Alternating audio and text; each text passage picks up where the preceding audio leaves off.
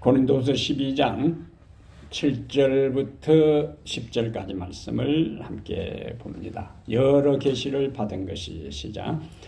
여러 계시를 받은 것이 지극히 크므로 너무 자만하지 않게 하시려고 내 육체에 가시 곧 사탄의 사자를 주셨으니 이는 나를 쳐서 너무 자만하지 않게 하려 하심이라.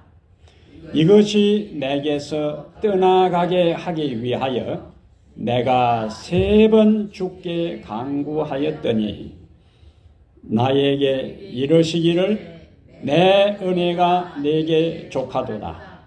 이는 내 능력이 약한 데서 온전하여 짐이라 하신지라. 그러므로 도리어 크게 기뻐함으로 나의 여러 약한 것들에 대하여 자랑하리니 이는 그리스도의 능력이 내게 머물게 하려 함이라.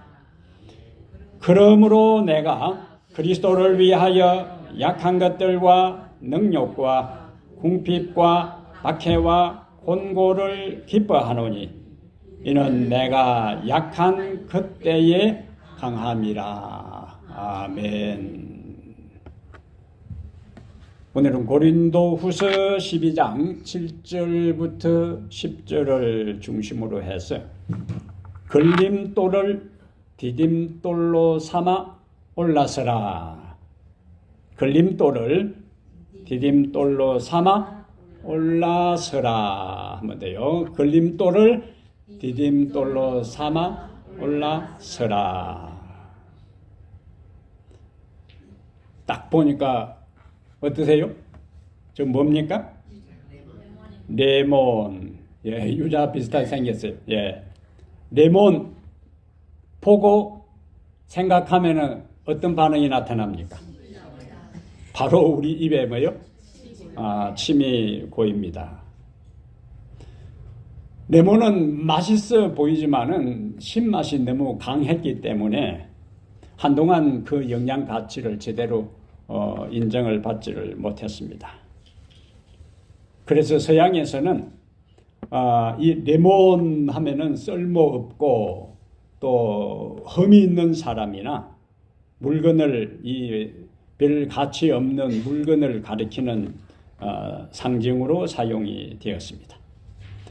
또한 이 레몬은 인생에서 고난이나 이 장애물을 상징하기도 했어요. 이런 배경에서 나온 영어 표현이 저 표현입니다. When life gives you lemons.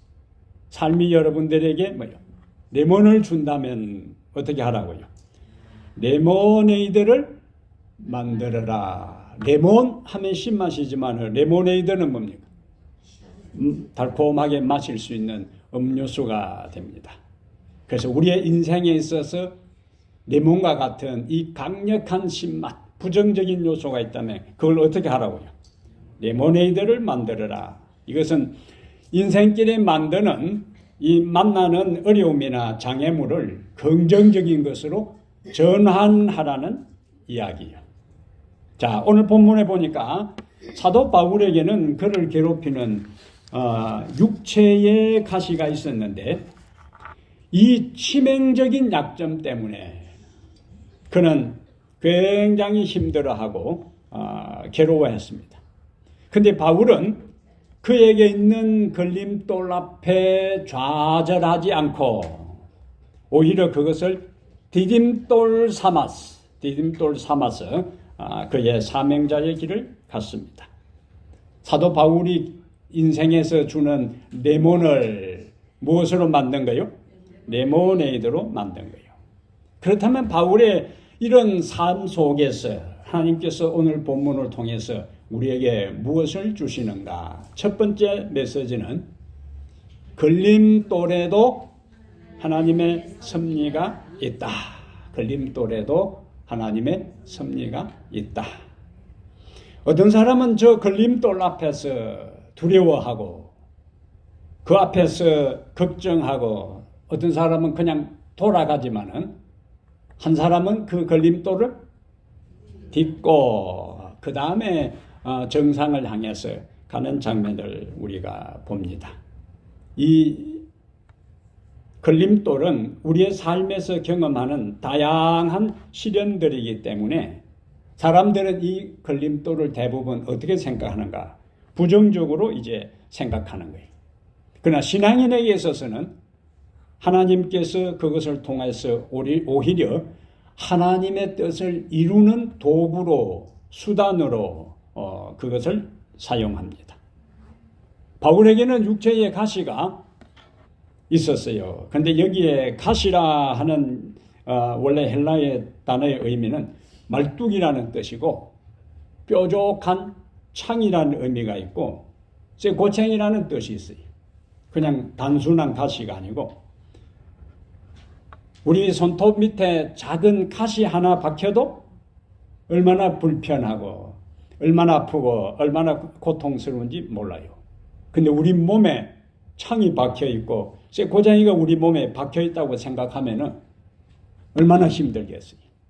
바울이 이 자신이 지금 겪고 있는 그 아픔을 육체의 가시, 내 몸에 지금 창이 찔려 있고 내 몸에 지금 뾰족한 고쟁이가 박혀 있는 그런 고통을 지금 겪고 있다는 것을 이야기를 했어요. 얼마나 고통스럽고 힘이 들었으면은 육체의 가시 7절에 곧 사탄의 사자, 악한 천사가 자신을 괴롭히는 것으로 그렇게 표현을 한 거예요. 그럼 도대체 바울의 가시 경험하고 있는 가시가 무엇일까? 아직 사인이 조금 안 맞아서 그래요. 오늘 지금 처음 데뷔합니다. 우리 천집사님 아들이. 한두 번 하면 이제 감이 잡힐 때니까. 이 바울을 괴롭히고 있는 육체의 가시가 무엇일까? 얼마나 그렇게 고통스러웠으면은, 고챙이가 몸에 박혀 있는 것처럼 느낀 그것이 무엇일까? 여러, 신학자들의 설명들이 있지만은 아마 예수님을 만났을 때, 다메섹에 가는 길에 그가 예수님의 강력한 빛에 노출되잖아요. 그때 눈이 상해서 평생에 그가 고통을 겪었을 것이라 그렇게 추리를 해요. 어떤 종류든지 간에 바울에게는 그것이 굉장히 고통스러운 일이었습니다. 근데 바울은 다른 사람의 병은 다 고쳐주었어요. 심지어 죽은 사람까지도 살렸어요. 다른 사람은 기도하면은 병이 낫고 귀신을 쫓아내고 죽은 사람까지도 살렸는데 정작 본인의 병은 치료하지를 못했어요. 사실 바울은 예수님을 그가 믿기 전에는 지적으로, 지성적으로, 그 다음에 영적으로 그는 자타가 공인하는 최고의 엘리트였습니다. 최고의 엘리트였기 때문에 자신의 삶을 이렇게 이야기를 해요. 나는 8일 만에 할례를 받고 이스라엘 족속이요 베냐민 지파요 히브리인 중에 히브리인이요 율법으로는 바리새인이요 열심으로는 교회를 박해하고 그 다음에 마지막에 뭐라고 이야기했어요?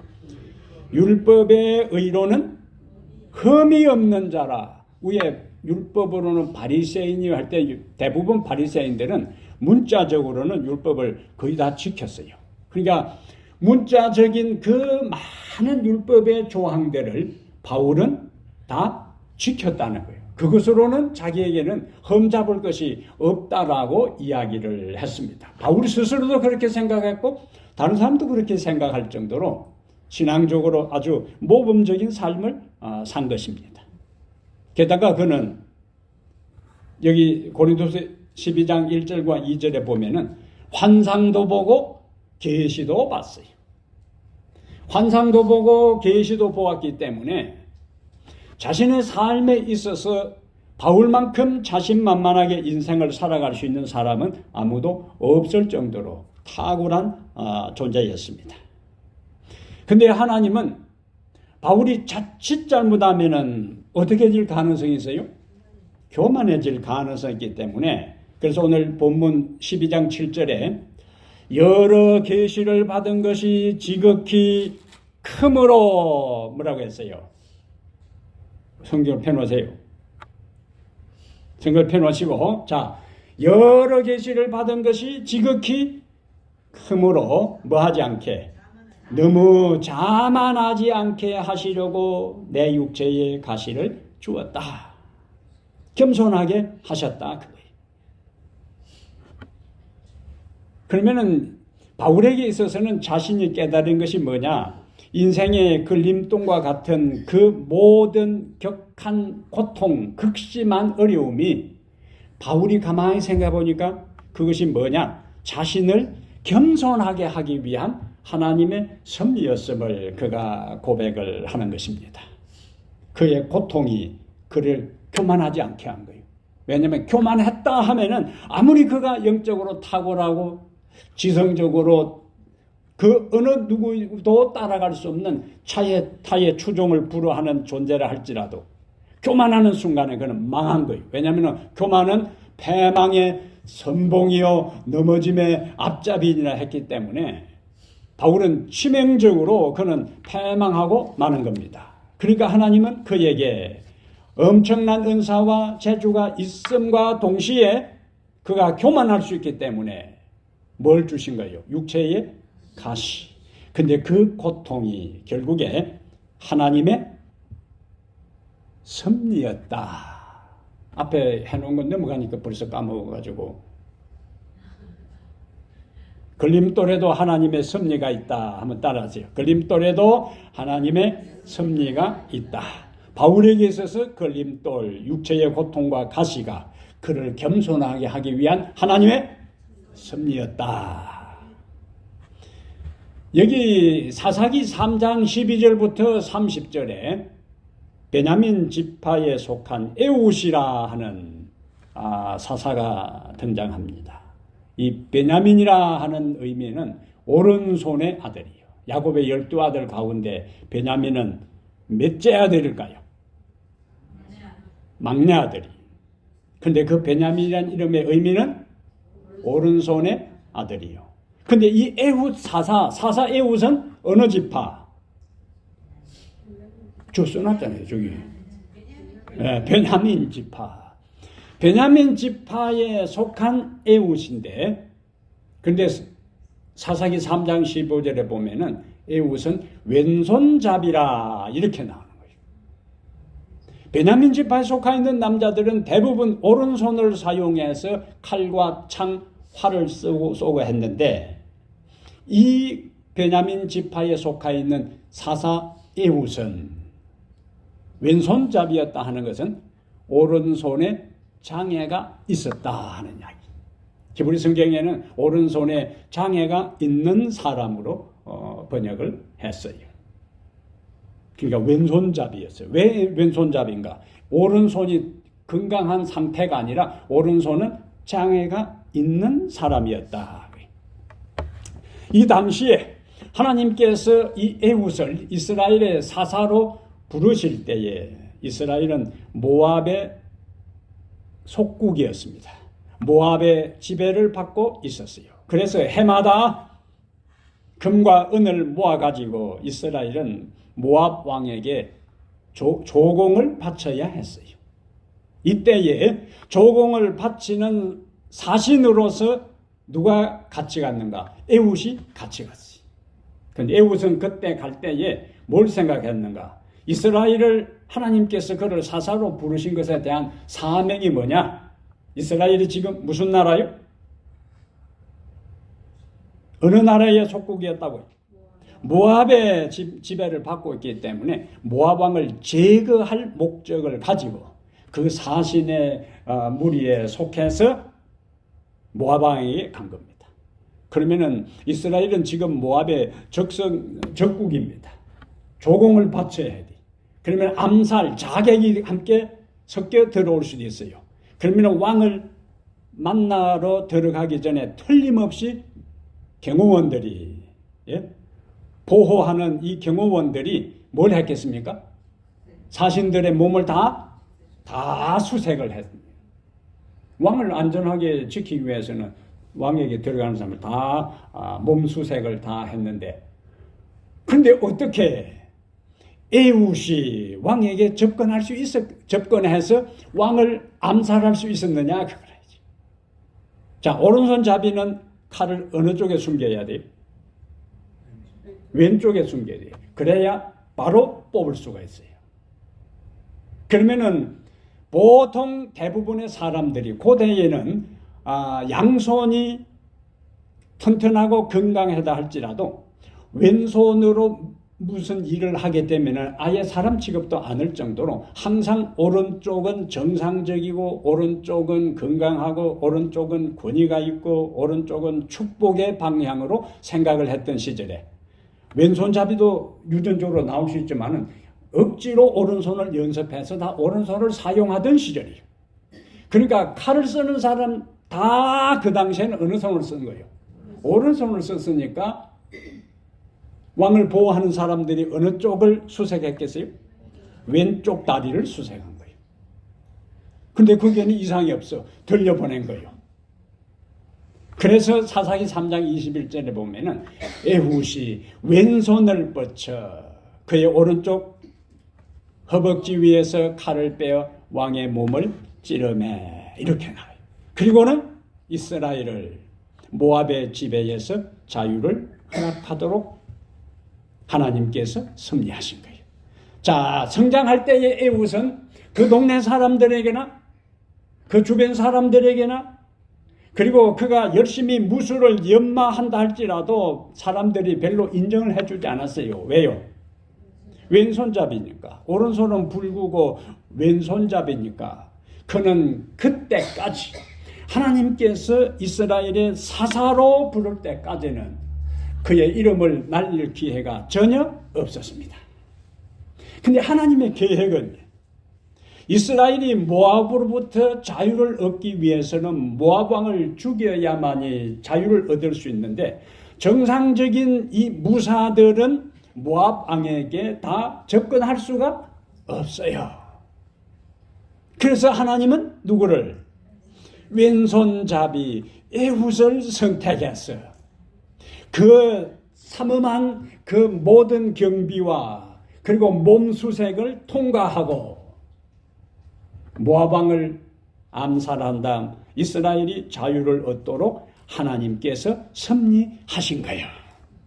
그래서 걸림돌에도 에훗의 인생에서 지금까지는 오른손이 장애가 되고 왼손을 사용하는 것은 지금까지는 뭐였어요? 걸림돌이었어요. 그런데 하나님은 그 걸림돌을 통하여 이스라엘을 해방시키는 통로로, 기회로 삼으셨어요. 거기에 하나님의 섭리가 있었습니다. 아멘. 하나님의 길과 우리의 길이 다릅니다. 그분의 생각과 우리의 생각이 달라요. 하나님의 길과 우리의 길, 그분의 생각과 우리의 생각이 다른데, 자, 읽어봅니다. 이는 내 생각이 너희 생각과 다르며 내 길은 너희의 길과 다름이니라. 여호와의 말씀이니라. 이는 하늘이 땅보다 높음같이 내 길은 너희 길보다 높으며 내 생각은 너희 생각보다 높으니라. 아멘. 사람이 생각하는 거하고 하나님이 생각하는 거하고 완전히 다름을 볼 수가 있어요. 그러므로 우리에게 약점이 있고 우리에게 고난이 있고 우리의 인생에 가는 길에 걸림돌이 가로막고 있을지라도 부정적으로 생각하지 말라. 아멘. 그런 상태에서도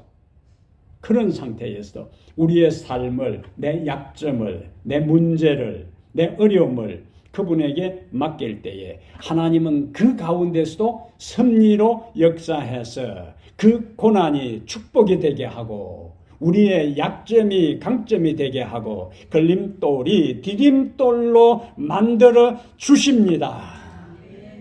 이 신앙의 놀라운 역사요.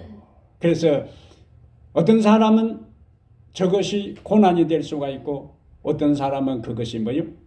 디딤돌로 작용할 수 있는데 관점의 차이입니다. 해석의 차이입니다. 이해의 차이입니다. 하나님을 믿는 사람은 모든 장애물, 시련, 약점, 결점, 문제를 하나님께로 나아가는 디딤돌로 생각하고 살아가는 사람들이기에 여러분의 인생에 있는 모든 약점과 걸림돌을 긍정적인 관점으로 바라보고 전진하게 되는 삶이 되기를 바랍니다. 두 번째, 바울은 자신 앞에 있는 장애물, 걸림돌이 있을 때에 어떻게 했는가? 걸림돌을 만날 때에 기도하라. 걸림돌을 만날 때에 뭐하라? 기도하라. 걸림돌을 만날 때 하나님께 기도하라. 여기 본문 가운데 바울은 이 창으로 찌르는 쇠고챙이가 몸에 박혀있는 같은 고통을 느낄 때에 어떻게 했는가? 8절에 이것이 내게서 떠나가게 하기 위하여 내가 3번 죽게 간구하였더니 바울은 고통 중에 있을 때 그냥 당연하게 받아들이는 게 아니에요. 일단 그 고통이 너무 힘들고 괴롭고 견디기 어려우니까 하나님께 그 고통을 제거해 달라고, 그 고통에서 벗어나게 해달라고 뭐 한 거요? 기도한 거요. 근데 주님의 대답은 9절에 성경 보세요. 9절에 3번 죽게 간구하였더니 주님이 뭐라고 말씀하세요? 내 은혜가 네게 족하도다. 그 말은 뭡니까? 하나님께서 바울의 기도를 기도한 대로 응답해 주지는 않았어요. 대신 내 능력이 약한 데서 온전하여 진다라고 하신 것입니다. 육체의 가시 때문에 바울은 더 겸손해져서 주님을 더 의지하게 되고 주님을 의지하니까 더 큰 능력을 그가 받을 수가 있었습니다. 고통스러우니까 주님을 더 뭐 한 거예요? 의지한 거예요. 그래서 바울의 모든 가는 곳마다 놀라운 역사가 일어난 거예요. 걸림돌과 같은 육체적 고통을 디딤돌로 하나님께서 사용하신 것입니다. 우리에게 있는 연약함, 시련과 어려움이 있을 때에 일단 우리는 뭐 해야 되는 거예요? 기도해야 되는 거예요. 그것을 하나님 뭐예요? 바울이 뭐 했어요? 고통을 제거해달라고. 약점이 있으면은 그 약점, 시련이 있으면은 그 시련, 고난과 아픔이 있으면은 그것을 극복하고 이기고 제거하고 없애달라고 일단 뭐 하는 거예요? 기도하는 거예요. 자, 그런데 내가 기도한 대로 하나님께서 응답을 해주셨다. 그러면은 감사하면 되는 겁니다. 그러니까 일단 우리는 어려움에 당하면은 그것을 뭐요? 제거해달라고 기도하는 겁니다. 그럼 하나님이 들어주신다. 뭐 하라? 감사하는 거예요. 그런데 열심히 기도해도 바울이 3번이나 기도했는데도 하나님은 내 은혜가 내게 족하도다. 들어주지 아니하시면은 어떻게 해야 되는가? 아, 기도해도 소용없구나. 그렇게 하는 것이 아니라 하나님이 기도하면은 들어주신다고 했는데 내가 기도한 대로 응답하지 않으면은 분명히 이유가 있을 것이니까 하나님 그 이유를 깨닫게 해달라고 다시 기도하라. 그 바울에게는 내 은혜가 네게 족하도다 하면서 내가 너에게 기도를 네가 요구한 대로 들어주지 않는 것은 바로 내가 내 능력이 너에게 더 풍성하게 임할 것이라는 것을 보여주는 것입니다. 하나님은 항상 우리의 기도대로 우리가 기도한 대로 들어주는 게 아니에요. 엘리야가 갈멜산에서 승리한 다음에 이스라엘의 대대적인 회개와 개혁이 일어날 것으로 기대했는데 그런 개혁의 움직임이 전혀 일어나지 않고 오히려 이스라엘의 왕후가 뭐 하겠다고요? 내일 이맘때 너 죽여버리겠다고 하니까 이스라엘이 쭉 도망을 갑니다. 브엘세바까지. 브엘세바는 이스라엘의 제일 남쪽이요. 아무도 못 따라오도록. 그리고는 광야로 들어가요. 로뎀나무 아래에서 하나님께 기도합니다. 무슨 기도를 드려요? 죽여달라고 기도하잖아요. 예? 엘리야는 무슨 기도를 해요? 죽여달라고 기도하는 거예요. 근데 하나님께서 죽여달라고 하니까 기도는 응답해 줘야 된다. 그리고는 그냥 엘리야를 그 자리에서 바로 죽여야 되는데 죽이지를 않았습니다. 죽이지를 않았어요. 그러니까 우리가 기도하는 것이 항상 정확한 기도라고 생각하지만은 그것이 항상 정확한 기도가 아니기 때문에 하나님께서 정확하게 판단해서 그 기도대로 응답해 주기도 하고 그 기도대로 응답해 주지 않는 대신에 더 좋은 것으로 응답해 주시는 분이 하나님이세요. 얼마나 멋있어요. 하나님, 내가 살 만큼 살았습니다. 이제 나를 죽여달라고 하는데 그를 죽이는 대신에 하나님은 엘리야를 하늘로 성천시키셨어요. 아멘. 그래서 우리의 인생에 내가 지금은 반드시 이렇게 돼야 된다고 믿고 열심히 믿고 감사합니다 하고 기도를 했는데도 전혀 내가 기도한 대로 되지 않고 상황이 딴판으로 돌아갔다 할지라도 하나님을 원망하지 말고 내가 기도한 것보다 하나님이 더 좋은 것을 주실 것이라고 믿고 기다리시기를 바랍니다. 모세가 반석을 2번 쳐서 하나님께서 너 안 되겠네. 너 가나안 땅에 들어가는 거 지속. 모세가 그러면 알았습니다. 그렇게 한 게 아니에요. 모세가 어떻게 했어요? 하나님, 나로 하여금 저 젖과 꿀이 흐르는 가나안 땅으로 나를 제발 뭐요? 들어가게 해 주십시오. 모세는 뭐 했습니까? 기도했어요. 근데 하나님께서 단칼에 잘랐습니다. 더 이상 이 문제를 가지고 내한테 기도하지 말라. 내 생각해 보겠다. 내 좀 고민해 보겠다. 그렇게 하지 않았습니다. 더 이상 이 문제 가지고는 다른 걸 몰라도 이 문제 가지고는 내한테 기도하지 말라. 끝. 하나님이 아주 냉정하게 그냥 단칼에 잘라버렸습니다. 인간적으로 모세가 수습할 수 있지요. 입이 좀 나올 수도 있습니다. 아니 내가 다 포기하고 광야에서 양치면서 내 인생 끝낼 것이라고 하는데 하나님이 부르셔가지고 내 40년 동안 죽을 고생했는데 아니 나를 그렇게 부해를 돋구고 힘들게 해서 사람들 내가 때려 죽인 것도 아니고 반석 2번 쳤다고 못 들어가게 해요. 따질 수 있어요. 그래서 하나님께 대한 섭섭하고 원망한 마음을 가질 수 있지만은 2번 다시 기도하지 말라 하니까 알았습니다. 꼬리를 내렸는데 하나님은 절대로 우리를 섭섭하게 하는 분이 아닙니다. 믿으시면 아멘.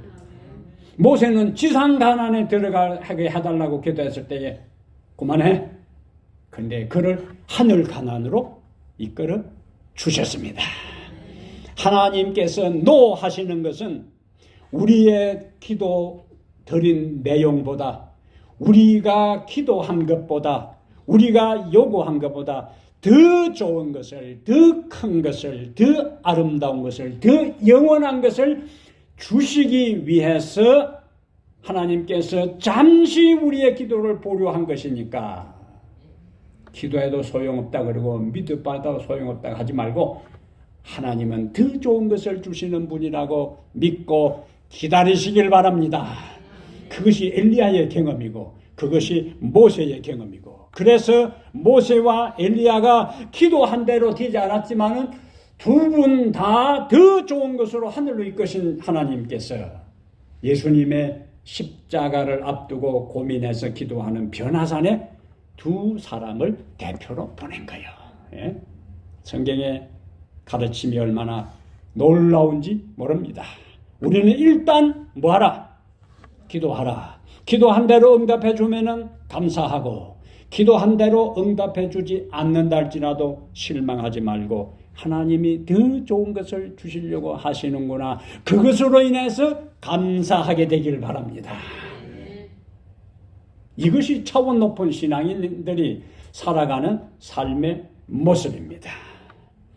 걸림돌을 만날 때 하나님께 기도하라. 자, 바울은 고린도전서 1장 27절부터 29절에 하나님께서 세상에 어떤 사람을 택한다고요?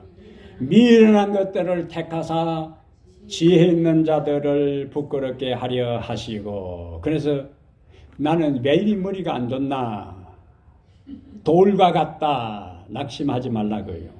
예? 성경이 나오잖아요. 미련한 것들을 택하사. 그러면은 내가 머리가 안 좋다고 생각하는 순간에 하나님이 나를 뭐 했다? 택했구나. 이렇게 감사하셔야 돼요. 이게 이 걸림돌을 디딤돌로 전환시키는 거예요. 예? 세상에 약한 것들을 택하사 강한 것들을 부끄럽게 하려 하시며. 그래서 내가 약하고 내가 연약하고 병을 줄줄 달고 다니고 온갖 약을 먹고 할 때에 오히려 그것도 뭐하라? 감사하라. 강한 것들을 부끄럽게 하려 하시며 하나님께서 세상에 천한 것들과 멸시받는 것들과 없는 것들을 택하사. 예? 세상에 어떤 사람은요? 천한 것들, 그 다음에 멸시받는 것들, 없는 것들을 택하사. 그래서 나는 왜 이리 가진 것이 없노? 우리의 집안은 왜 이리 자랑할 것이 없노? 왜 나는 사람들이 이렇게 무시당하노? 그런 생각이 들 때마다 하나님께서 나를 택하셨구나. 이는 아무 육체도 하나님 앞에 자랑하지 못하게 하려 하심이라. 아멘. 이 발상의 전환이라는 거예요. 발상의 전환. 그래서 내가 내세울 것도 자랑할 것도 드러낼 것도 뻐길 것도 잘난 것도 없을 때 그것 때문에 하나님을 찾고 그것 때문에 하나님께서 다시 나를 높이시고 존귀하게 하시고 위대하게 하시고 영원하게 하실 것에 대해서 감사하게 되기를 바랍니다. 사실 인간은요, 똑똑한 사람 하나님 잘 찾지 않습니다. 경제적으로 아주 부자 잘 찾지 않습니다. 건강한 사람 잘 찾지 않습니다. 좋은 가문의 사람 하나님 잘 찾지 않습니다. 그러나 부족하기 때문에, 연약하기 때문에, 비천하기 때문에, 가난하기 때문에, 병들었기 때문에 어쩔 수 없이 뭐요? 하나님을 찾는 거예요. 근데 하나님은 답답하니까 내가 찾나? 잘 나갈 때는 모른 척 하더만 우리 사람 같으면 딱 그렇게 반응합니다. 그래서 하나님이셔요. 네? 하나님의 수준이 사람처럼 언제는 필요할 때는 찾다가 딱, 네? 그리고 잘 나갈 때는 콧방맹이도 안 보이다가 또 찾아, 또 전화해, 찾아와, 부탁해. 딱 고개 돌리는 것이 사람들이요. 그러나 우리 하나님은 그렇게 하지 않습니다. 우리가 답답해서 찾으면 그래, 이제라도 왔나, 잘했다, 진짜고지. 이러한 우리 하나님 감사하게 되기를 바랍니다. 부족함이 없고 여유가 있을 때요, 신앙이 자칫 잘못하면은 형식이 되고 타성에 빠져요. 간절함이 없어집니다. 아무것도 없고 아무 돕는 사람도 없고 통장이 빵이고, 예? 몸은 아프고 찾아오는 사람도 없고 하루 종일 있어도 전화 한 통 없고 사람도 보면 눈 슬슬 흘리고, 예? 손가락질하고 이 상태가 될 때 비로소 밑바닥에서 하나님을 찾을 수가 있어요. 그러나 하나님은 그런 상태에도 받아주지만은 그것보다 잘 나가고 여유있게 살아갈 때에 그래도 하나님이 내 인생의 전부다라고 생각하고 찾아올 때에 더 기뻐하시고 좋아하십니다.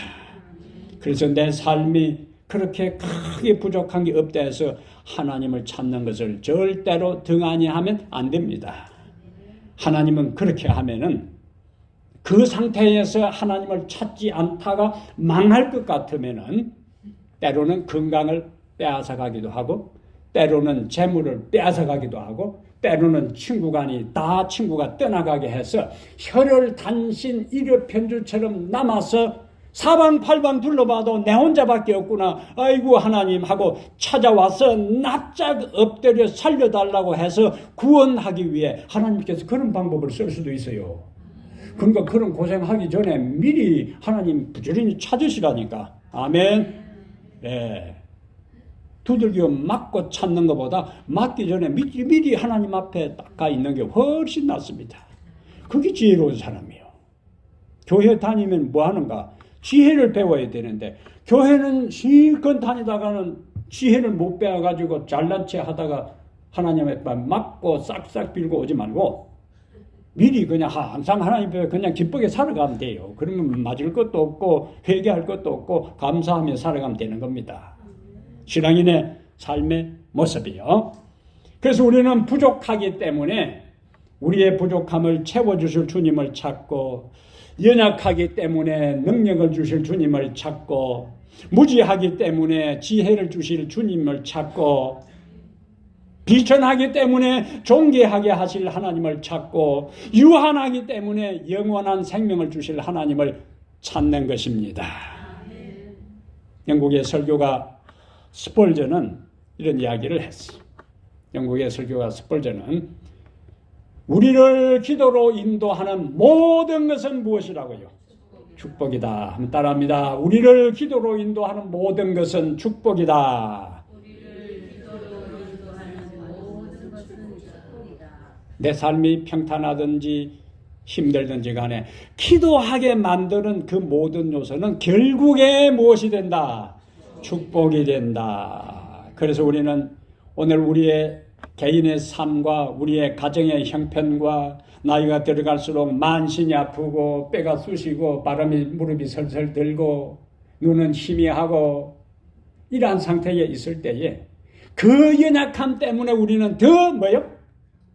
하나님을 찾고 하나님의 축복을 구하는 것입니다. 그래서 우리는 우리의 교회의 상황들이 하나님 앞에 기도하지 아니하고는 이 모든 상황을 극복할 수 없는 상황이기 때문에 우리는 또다시 뭐 하는 거요?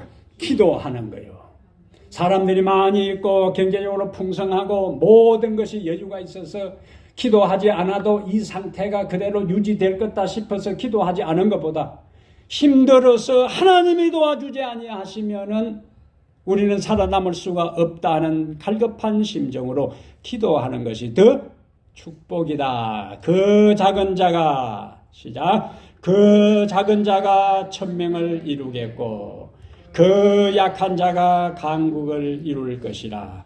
때가 되면 나 여호와가 속히 이루리라. 아멘. 인생의 걸림돌을 만날 때 뭐하라? 기도하고 감사하라. 세 번째는 걸림돌을 딛고 올라가라.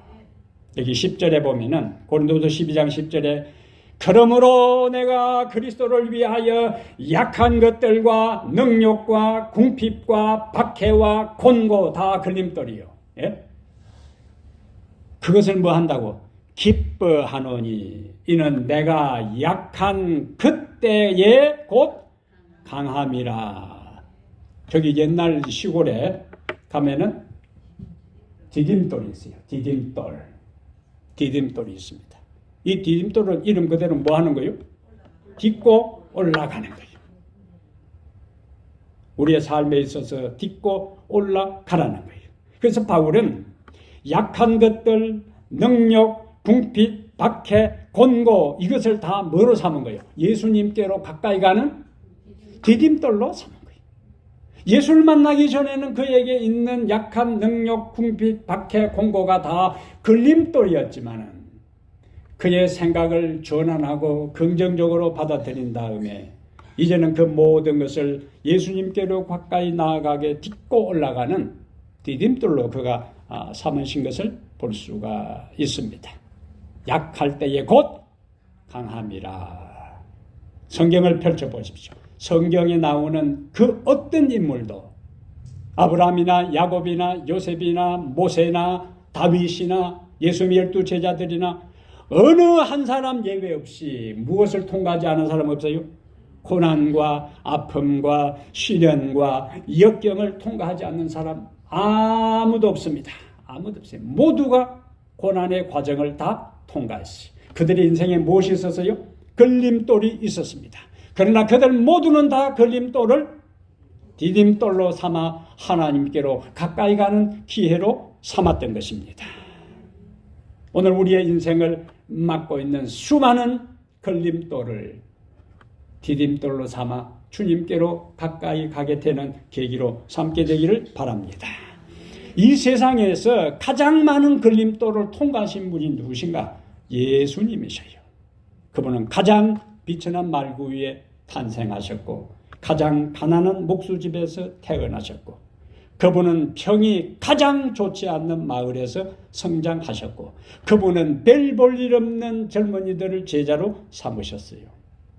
그분은 완전한 인격자였고 그분은 나쁜 짓을 한 번도 안 했고 죄를 한 번도 범치 아니하고 그분이 하신 말은 항상 아름다운 말과 용기와 희망을 주는 말을 했음에도 불구하고 사람들은 그를 비난하고 조롱하고 먹기를 탐하는 사람들이고 심지어 귀신의 우두머리라는 욕을 뒤에서 듣는 데서 반복해서 한 사람들이 예수님 주위에는 앞뿐만 아니라 예수님의 온 주변에는 걸림돌밖에 없었습니다.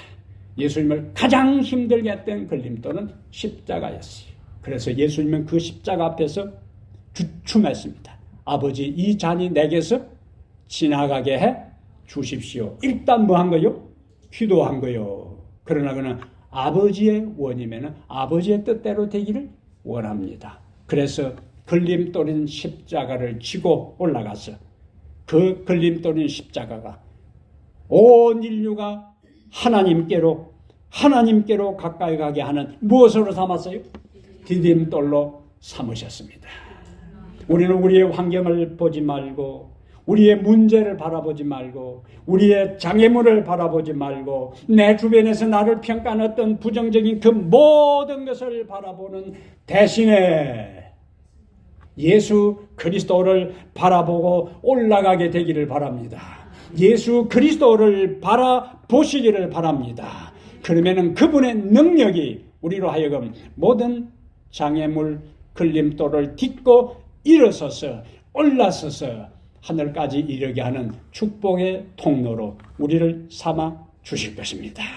그리스도를 바라보시기를 바랍니다. 그리스도를 높이시기를 바랍니다. 그리스도를 의지하고 살아가게 되기를 바랍니다. 이것이 오늘 하나님께서 우리에게 주시는 귀한 메시지입니다. 주의 은혜가 여러분과 함께 하시기를 간절히 바랍니다.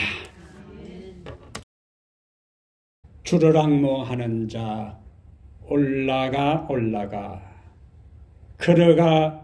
걸어가 독수리같이 주님 우리 모두가 이런 삶을 살기를 원합니다.